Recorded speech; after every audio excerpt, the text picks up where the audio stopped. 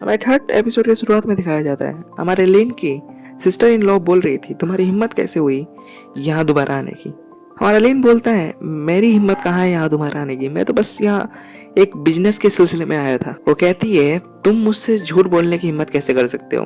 वो कहती है अगर मैंने तुम्हें फिर से यहाँ देखा तो मैं अपने फादर से कहकर तुम्हारी और मेरी बहन की एंगेजमेंट तुड़वा दूंगी। हमारा लिन खुश हो जाता है और कहता है सच में। वो सोचती है ये लड़का पहले से ज्यादा स्ट्रांग मुझे लग रहा है। वो उससे पूछती है क्या तुम मटेरियल आर्ट्स की प्रैक्टिस कर रहे हो। हमारा लिन कहता है इन सारी बातों को हटाओ, क्यों ना हम एक अच्छा दिन ढूंढकर मेरे एंगेजमेंट को रद्द कर देते हैं। वो कहती है तुम्हारी हिम्मत कैसे हुई इस एंगेजमेंट को तोड़ने की, तुम्हें लगता है कि मेरी बहन तुम्हारे लिए वर्ती नहीं है, तुम बास्टर्ड। वो कहता है सॉरी सॉरी, मैं ऐसे फिर कभी नहीं कहूँगा। वो उसे मारने के लिए अपना हाथ उठाती है लेकिन लिन उसके हाथ को पकड़ लेता है। वो कहती है क्या तुमने कोई अपनी एबिलिटी अवेक कर ली है। हमारा लिन कुछ नहीं बोलता। वो कहती है अच्छी बात है कि तुमने कोई एबिलिटी अवेक कर ली है और तुम उसकी प्रैक्टिस करो, अगर मैंने तुम्हें यहाँ फिर से देख लिया तो मैं तुम्हारी टांगे तोड़ दूंगी। हमारा लिन सोच रहा होता है इसकी हंसी इतनी डरावनी मुझे क्यों लग रही है। वो वहाँ से चली जाती है। हमारा लिन उसे जाते हुए देख रहा होता है और कहता है ये इतनी खुश क्यों है मेरी एबिलिटी अवेक होने से, क्या कुछ गड़बड़ है। हमें शेन लिन के घर पर दिखाया जाता है जहाँ उसका बॉडीगार्ड कह रहा होता है यंग मास्टर आप कहाँ थे, मास्टर और मैडम घर आ रहे हैं। और हमें दिखाया जाता है उसके फादर और मदर आ भी गए होते हैं। वो कहते हैं लिंग कहाँ हो तुम।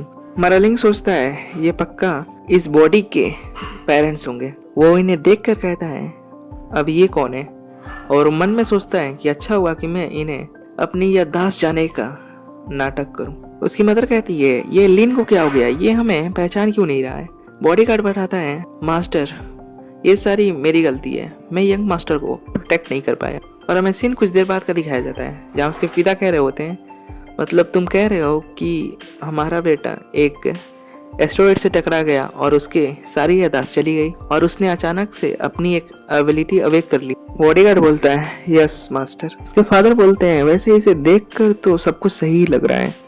उसकी माँ बोलती है उसका बेटा सही हो, बस उसे इतना ही चाहिए और कुछ नहीं। वो उसे कहती है लिन तुम ये सूप पी लो।